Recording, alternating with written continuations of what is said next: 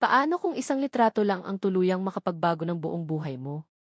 Isipin mo, isa kang batang babae na araw-araw ay nagsisikap mabuhay sa kabila ng kahirapan, tapos isang araw ay magigising ka na lamang na pinag-uusapan ka na ng milyon-milyong tao sa internet.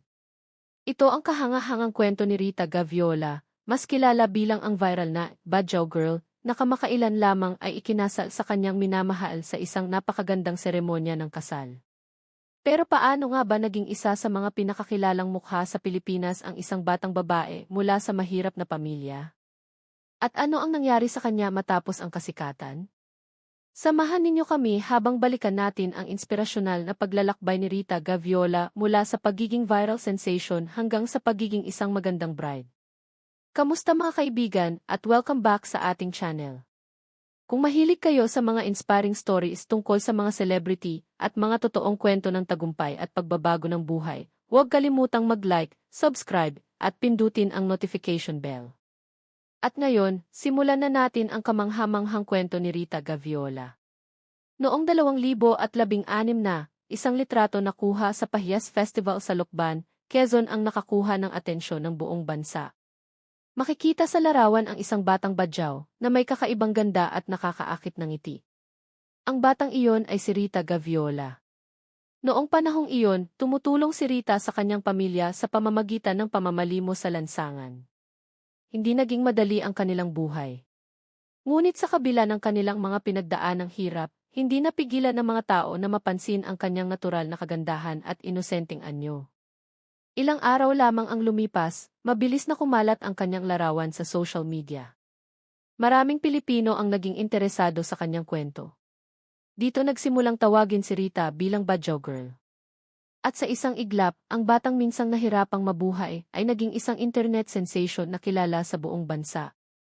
Habang lumalaki ang kasikatan ni Rita, sunod-sunod din ang mga oportunidad na dumating sa kanyang buhay. Isa sa pinakamalaking pagbabago ay nang mapasama siya sa Pinoy Big Brother Lucky 7. Sa loob ng sikat na bahay ni Kuya, mas nakilala ng mga manonood ang tunay na Rita. Nakita nila ang kanyang pagiging mapagkumbaba. Nakita nila ang kanyang kabaitan. At nakita rin nila ang kanyang determinasyon na mabigyan ng mas magandang buhay ang kanyang pamilya. Bagamat natapos din ang kanyang pananatili sa bahay ni Kuya, nakuha na niya ang puso ng maraming Pilipino. Naging simbolo siya ng pag-asa. Pinatunayan niya na kahit saan ka man nanggaling, posible pa ring matupad ang iyong mga pangarap. Hindi tulad ng ibang viral personalities, na natiling simple at grounded si Rita. Patuloy niyang binuo ang kanyang karera, habang binibigyang halaga rin ang kanyang personal na buhay. Sa paglipas ng mga taon, ibinahagi niya sa kanyang mga taga-suporta ang kanyang buhay sa pamamagitan ng social media. Nasaksihan ng kanyang mga tagahanga ang kanyang paglaki mula sa pagiging isang teenager hanggang sa pagiging isang responsableng babae. At dumating ang isa pang mahalagang yugto ng kanyang buhay. Naging ina si Rita. Mas naging prioridad niya ang kanyang pamilya at ang mga responsibilidad na kaakibat nito. Marami ang humanga sa kanya dahil sa mahusay niyang pagbalanse sa pagiging ina habang nananatiling aktibo sa social media. Kamakailan lamang, muling naging laman ng balita si Rita. Ngunit sa pagkakataong ito, hindi dahil sa isang viral na litrato. Kundi dahil opisyal na siyang ikinasal sa kanyang long-time non-showbiz partner na si Jeric Ong. Ginawa ang kanilang kasal sa Quezon City at dinaluhan ng kanilang pamilya at malalapit na kaibigan. Mabilis ding kumalat online ang mga larawan at video mula sa kanilang espesyal na araw. Masayang-masaya ang mga tagahanga nang makita si Rita na napakaganda at puno ng saya habang naglalakad patungo sa altar. Para sa marami na matagal nang sumusubaybay sa kanyang buhay, ang kasal na ito ay tila isang ganap na katuparan ng kanyang paglalakbay. Ang batang minsang nakipagsapalaran para mabuhay ay mayroon na ngayong masayang pamilya at bagong yugto bilang isang asawa.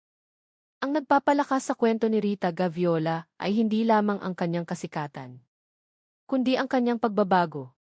Hindi siya ipinanganak na mayaman. Hindi siya lumaki na may maraming pribilehiyo. Nanggaling siya sa mga pagsubok at kahirapang nararanasan din ng maraming Pilipino. Ngunit sinamantala niya ang bawat oportunidad na dumating sa kanyang buhay. Nanatili siyang matatag. Nanatili siyang positibo. At patuloy siyang lumaban sa kabila ng mga hamon ng buhay. Ngayon, ipinapaalala sa atin ng kanyang kwento na ang tagumpay ay hindi lamang nasusukat sa pera o kasikatan.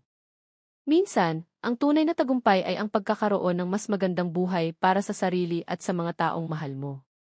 Mula sa isang viral na litrato, hanggang sa pagiging housemate ng Pinoy Big Brother, hanggang sa pagiging isang ina, at ngayon, isang magandang nobya at asawa. Ang paglalakbay ni Rita Gaviola ay patunay na kayang magbago ng buhay sa mga paraang hindi natin inaasahan. Hindi mahalaga kung saan ka nagsimula. Hindi rin ang iyong pinanggalingan ang magtatakda ng iyong kinabukasan. Ang iyong sipag, tapang, at determinasyon na magpatuloy ay maaaring magbukas ng mga oportunidad na hindi mo kailanman inakalang posible. Congratulations kina Rita Gaviola at Jeric Ong sa kanilang bagong yugto bilang mag-asawa. Ano ang masasabi ninyo sa nakaka-inspire na kwento ni Rita? Ibahagi ang inyong opinyon sa comment section sa ibaba. Kung nagustuhan ninyo ang kwentong ito, huwag kalimutang mag-like, subscribe, at on ang notification bell para sa mas marami pang inspiring celebrity stories. Maraming salamat sa panonood at magkita-kita tayo sa susunod na video.